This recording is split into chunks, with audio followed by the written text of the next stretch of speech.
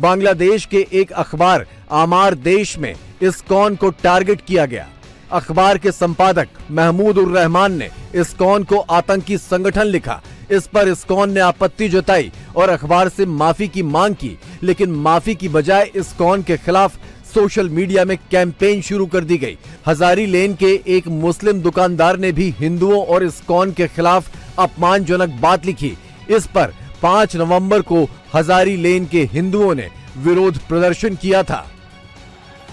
हिंदुओं के प्रदर्शन के बाद 5 नवंबर को ही आधी रात को फौज और पुलिस ने इस बस्ती को घेर लिया और हिंदुओं के साथ जो कुछ किया वो पूरी दुनिया शर्म से देख रही है।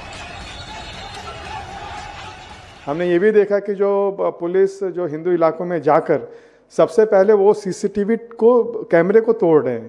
तो ये सारे वीडियोस तथ्य हमारे पास उपलब्ध है। अब बताइए, एक पुलिस और आर्मी को सीसीटीवी कैमरे को तोड़ने की क्यों आवश्यकता पड़ गई?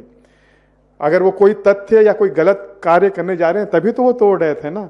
जो हिंदू अभी तक सोचते थे कि अगर उन्मादी भीड़ जब अटैक करेगी तो हम लोग पुलिस स्टेशन में फ़ोन करेंगे, आर्मी की सहायता मांगेंगे, जो आर्मी की तरफ देखते थे, अब रक्षक ही भक्षक बन गए हैं। तो ये स्थिति बहुत ही भयानक है। चटगांव की घटना में कितने लोग मारे गए, कितने जख्मी हुए, कितनी महिलाओं के साथ बदसलूकी हुई या कितने लोग अगवा कर लिए गए, इसका कोई रिकॉर्ड नहीं है। न ही मोहम्मद यूनुस की पुलिस के पास, न बांग्लादेश की मीडिया के पास। लेकिन दर्जनों हिंदू जो रात को मारे पीटे जाने के बाद गिरफ्तार भी किए गए थे, वो कोर्ट में अपने जख्म दिखा रहे हैं। चटगांव की हजारी बस्ती के हिंदू उस खौफनाक मंजर की हकीकत बता रहे हैं। আমরা যুদ্ধ দেখিনি, মুক্তিযুদ্ধ দেখিনি, সরাসরি যুদ্ধের স্টাইলে যেমন পাকিস্তানি হানাদার বাহিনীরা যেরকম এসেছে ওই রকম এখানে এসে যাকে পেরেছে তাকে ধরে নিয়ে গেছে, মেরেছে অজস্রভাবে। আমরা এখানে দোকানদার, আমাদের দোকান বাঁধতে দিচ্ছে না, আমাদেরও হামলা করছে। দোকান খুলে কে আছে বের হো মারবো, মানে যাকে পাচ্ছে তাকে নিয়ে যাচ্ছে, মারতেছে, কেউ মাথা বেড়ে দিচ্ছে, কেউ ইয়ে করতেছে। হ্যাঁ, এখন কার দোকান শুরু হয়েছে, কি হয়েছে এগুলো এখনো কেউ বুঝতে পারছে এই সেনাবাহিনী। लेकिन बांग्लादेश में उनकी कोई सुनने वाला नहीं है। ऐसा नहीं है कि बांग्लादेश में चटगांव की घटना अचानक से हो गई और इससे पहले शांति थी। अक्टूबर के आखिरी हफ्ते में फरीदपुर में एक हिंदू लड़के हृदयपाल को इस्लाम की निंदा के आरोप में भीड़ ने घेर लिया था।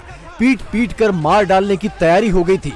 पुलिस ने कट्टरपंथियों के चंगुल से उसे निकाल तो लिया, लेकिन एक आतंकी की तरह आंखों पर पट्टी बांधकर उसे ले जाया गया और इस दौरान भीड़ उसे पीटती भी रही। हृदयपाल का क्या हुआ किसी को नहीं पता। वीडियो देखकर बहुत ही हमको दुख हुआ। तो ज़रूर इसका विरोध हर हिंदू ने करना चाहिए और हमारा धर्म जो है कभी भी इस प्रकार से दूसरे धर्म के प्रति हिंसाचार सिखाता नहीं है। तो ये हमको क्यों झेलना पड़ रहा है, इसके बारे में हमको ज़रूर हम सब ने इसके बारे में सोचना चाहिए, इकट्ठा आना चाहिए। और इस्कॉन के साथ ऐसा हो रहा है तो बहुत ही दुख हो रहा है। तख्ता पलट से पहले भी बांग्लादेश में हिंदुओं के खिलाफ टारगेटेड हिंसा चल रही थी, लेकिन यूनुस सरकार के आने के बाद तो जैसे हिंदुओं का वजूद मिटा देने का ऑपरेशन शुरू हो गया। इसकी वजह भी है, मोहम्मद यूनुस ने एक के बाद एक सारे कट्टरपंथी संगठनों से पाबंदी हटा ली। जमाते इस्लामी से बैन हटाया, इसके स्टूडेंट विंग शिविर से बैन हटाया, कट्टरपंथी संगठन हिजबुत तहरीर से बैन हटाया, अंसारुल्लाह बांग्ला से भी बैन हटाया और हिफाजते इस्लाम जैसे कट्टरपंथियों को खुली छूट दे दी। देखिए, किसी भी स्थान पर जहां पर कट्टरपंथी हैं वो स्थितियां अच्छी नहीं हैं और बांग्लादेश में भी जिस तरीके की वीडियो और मैसेज मिल रहे हैं वो ठीक नहीं है और ये इंसानियत के नाम पर बिल्कुल भी अच्छा नहीं है। प्रत्येक व्यक्ति को मिलकर के प्रेम से रहना चाहिए। मजहब नहीं सिखाता आपस में बैर रखना। हम लोगों को अपने समुदाय के साथ प्रेम पूर्वक सबके साथ मिलकर के चलना चाहिए। लेकिन फिर भी हम अपनी भारत सरकार से भी निवेदन करेंगे कि वो भी स्थिति पर पैनी नजर रखें और अपने द्वारा इस तरीके का दबाव बनाएं जिससे किसी भी प्रकार से किसी भी संस्था या किसी भी हिंदू या सनातन धर्मी को किसी भी प्रकार की क्षति न पहुंचे। अगस्त सितंबर में बांग्लादेश में हिंदुओं पर नफरती हमले चरम पर थे। सितंबर से हिंदुओं ने हिंसा के खिलाफ एकजुट होकर आवाज उठानी शुरू की। राजधानी ढाका समेत तमाम हिंदू इलाकों में जुलूस निकाले जाने लगे। टारगेटेड हिंसा के खिलाफ हिंदुओं की आवाज दुनिया में सुनी जाने लगी। तो मोहम्मद यूनुस ने क्या क्या सफाइयां दी, ये भी याद रखना जरूरी है। यूनुस ने कहा कि हिंदुओं के खिलाफ हिंसा सांप्रदायिक नहीं है। यूनुस ने कहा कि हिंसा के मामले गिने चुने हैं। यूनुस ने कहा कि हिंसा को बढ़ा चढ़ा कर दिखाया जा रहा है। यूनुस ने भारतीय मीडिया पर प्रोपेगेंडा करने का भी आरोप लगाया। ये हिंदुओं के एकजुट विरोध का ही असर माना जा रहा है कि यूनुस से खुली छूट पाए कट्टरपंथी इस्लामिक संगठन बौखला गए और खुलेआम हिंदुओं को मिटा देने का फतवा निकाल रहे हैं।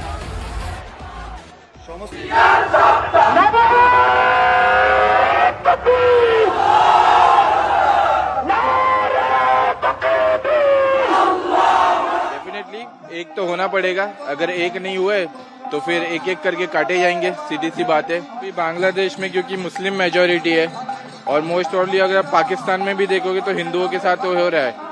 भगवान की कृपा से अभी तक इस्कॉन के साथ वहाँ पे कुछ नहीं हुआ है, लेकिन बांग्लादेश में काफी डिवोटिस को मार दिया और ये पहली बार नहीं है। 2016 में भी हुआ था, 2021 में भी हुआ था।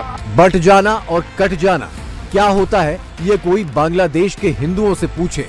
बांग्लादेश के हिंदू अपने से कई गुना बड़ी ताकतों के खिलाफ एकजुट होकर अभी भी मैदान में डटे हैं। अपनी ही जमीन पर अलग कर दिए जाने, अपनी ही जमीन पर अल्पसंख्यक बना दिए जाने और फिर सुनियोजित तरीके से काट काट कर मिटा दिए जाने का फॉर्मूला भारत में कई बार आजमाया गया। वो सिलसिला अभी भी जारी है।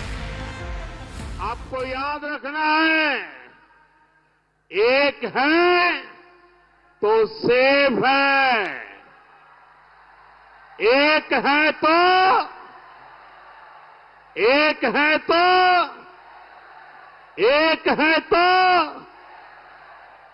साथियों, मैं आज महाराष्ट्र की धरती से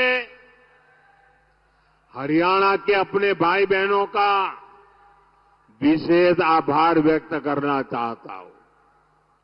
हरियाणा के लोगों ने सबसे पहले एक है तो सेफ है के मंत्र पर चलते हुए कांग्रेस की साजिश को नाकाम किया है। बटिए मत, बटे थे तो कटे थे। मैं इसीलिए बार बार कहता हूं, ये देश का इतिहास बताता है, बटे थे तो राम मंदिर का अपमान हमें झेलना पड़ा था। गांधारी की तरह आंखों पे पट्टी बांध करके हम जाति के नाम पर बटे हुए हैं, अपने स्वार्थों में बटे हुए हैं। तो बहन और भाइयों, कटने के सिवाय हमारी दूसरी नियति नहीं हो सकती है। बंटने और कटने का नतीजा देखिए। 1947 में पश्चिमी पाकिस्तान में हिंदू आबादी 14.5% के आसपास थी। आज सिर्फ 1.4% रह गई। 1947 में पश्चिमी पाकिस्तान में 1200 से ज्यादा हिंदू मंदिर थे, आज सिर्फ 22 बचे हैं। पूर्वी पाकिस्तान यानी आज के बांग्लादेश में 1951 में हिंदू आबादी 22% के करीब थी। बांग्लादेश का निर्माण होने के बाद 1974 में हिंदू आबादी 13.5% के आसपास रह गई। 1991 में 10.5%, 2011 में 8.5% और 2023 में हिंदू आबादी 7.5% के आसपास ही रह गई। बांग्लादेश में हिंदुओं की मजबूरी की एक और तस्वीर देखिए। गरीबी और कर्ज से तंग आकर एक हिंदू परिवार के बच्चे को कट्टरपंथियों ने दबाव देकर मुसलमान बना लिया। फिर माँ बाप को भी कर्ज उतारने का लालच देकर मुसलमान बनाने की कोशिश की गई। कट्टरपंथियों ने अपनी ये बेशर्मी सोशल मीडिया पर लाइव दिखाई। माँ बाप के चेहरे देखकर अंदाजा लगाइए कि बांग्लादेश के हिंदू किस कदर मजबूर हो चुके हैं।